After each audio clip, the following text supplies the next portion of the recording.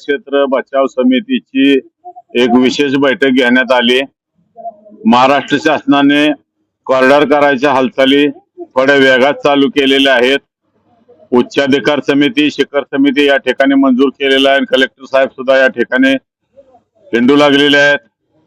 परंतु गेले वर्षभर विश्वासात घेऊ असं जे मंत्री महोदय म्हणत होते त्याला पूर्ण हरताळ त्यांनी फासलेला आणि विश्वासघात करून कॉरिडॉर करू लागलेले आहेत। हा कॉरिडॉर प्रत्यक्ष नियतीला मान्य नाही, ईश्वराला मान्य नाही। उच्चाधिकार समितीची बैठक झाल्यावर चंद्रबागेत एक बळी गेला, शिखर समितीची बैठक झाल्यावर पुन्हा चंद्रबागेत एक बळी गेला, कलेक्टर साहेबांनी गाजावाजा केल्यावर पुन्हा चंद्रबागेच्या पुलावर एक बळी गेला, पुन्हा आणखीन यांनी गाजावाजा केल्यावर पुन्हा एक चंद्रभागा नदीत महिलेचा बळी गेला। म्हणजे प्रत्यक्षात पांडुरंगाची आणि नियतीची इच्छा हा कॉरिडॉर व्हावा अशी नाही, या कॉरिडॉरला विरोधी आहे। आणि आमची कृती समिती आजपर्यंत आम्ही भला मोठा मोर्चा काढलेला आहे, भली मोठी सभा घेतलेली आहे, पंढरपुरातल्या पडाक जागा दाखवायची शोध यात्रा रॅली काढलेली आहे। या सगळ्या गोष्टीला पंढरपूरकरांचा आणि आमच्या बाधित समाजाचा उत्स्फूर्त प्रतिसाद लाभलेला असून सुद्धा काही खोट्या गोष्टी सांगतात की बाधितांचा पाठिंबा, असा अजिबात नाही। 90% 95% बाधित आणि पंढरपूरची जनता या कॉरिडॉरला विरोधी आहे। यापुढे आमच्याकडून अशी मोठमोठी आंदोलनं, उपोषणं सुरू होणार आहेत। सरकारने हा आगीशी खेळ खेळू नये अशी आमची सरकारला नम्र विनंती आहे। आणि कॉरिडॉर हा कोणाच्याही हिताचा नाही, वारकऱ्यांच्या हिताचा नाही। आज ज्या घरामध्ये आपण थांबलेलो आहोत, ज्या ठिकाणी थांबलेलो आहेत ते विठ्ठल मंदिराच्या शेजारची घरं आहेत। या घरांमध्ये प्रत्येक घरामध्ये 200-200, 400-400 वारकऱ्यांची सोय आषाढी, कार्तिकी, माघी यात्रेमध्ये केली जाते।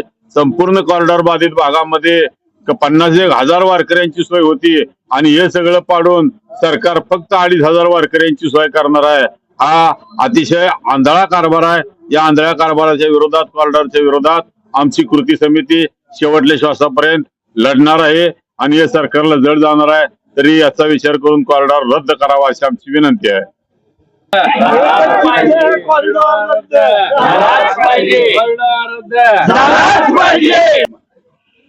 गेली वर्षभर झाले पांडुरंगाच्या नगरीमध्ये कॉरिडॉर सरकारने जाहीर केला आणि पंढरपुरातल्या बाधित होणाऱ्या मंडळींचा बीपी वाढवला। अनेक प्रकारे त्या बाधितांनी आपला नकार सरकारच्या समोर मांडला।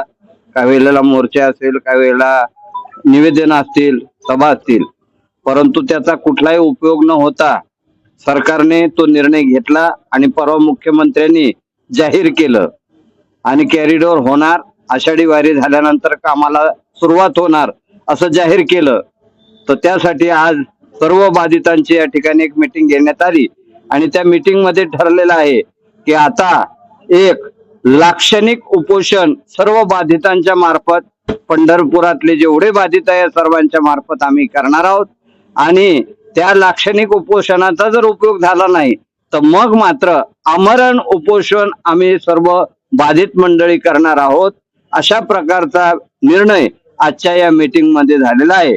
तर तशी वेळ सरकारने आमच्यावर येऊ देऊ नये म्हणून आम्ही सरकारला विनंती करतो की आपण पुनर्विचार करून हा कॉरिडॉर रद्द करावा अशी आमची विनंती आहे। महाराष्ट्र शासन एकीकडे पंढरपूर कॉरिडॉर करत आहे आणि दुसरीकडे केंद्र सरकार काटकसर करत आहे, असा सगळ्यांना आवाहन करत आहे। मग आमचे घरदार पाडून पैसे एवढे खर्च करून, वायपट खर्च करून काय उपयोग आहे? दर आम्हाला स्थानिकांना त्रास आहे, वारकऱ्यांचे सुखसोयी पूर्ण होत नाही आहेत, मंदिर सुरक्षाचा पण प्रश्न आहे, अनेक अशा गोष्टी आहेत। आम्ही प्रत्येक वेळेस वेळोवेळी शासनाला वेळ मागतोय की आम्हाला चर्चेसाठी वेळ द्या। तर साधं सरकार आणि प्रत्येक नेते लोक म्हणतात आम्ही विश्वासात घेऊ, पण प्रत्यक्षात आम्हाला चर्चेला बोललं जात नाही। या आमच्यावर अन्याय का? आमची शुद्ध ही फसवणूक आहे। तर आमची शासनाला अशी विनंती आहे की त्यांनी आम्हाला सचिव लेवलवर किंवा मुख्यमंत्री लेवलवर आमच्याशी एक विशेष बैठक घ्यावी आणि त्यामध्ये जे काही निर्णय होईल त्याप्रमाणे पुढे कारवाई करावी। या कॉरिडॉरचा असे घाईघाईत कुठलाही निर्णय घेऊन अशी आमची त्यांना विनंती आहे। युद्ध संपेपर्यंत कॉरिडॉर सारखे जे संबंधीच्या चर्चा न करता विकास योजना राबवल्या जाते त्या ताबडतोब थांबवले जावे.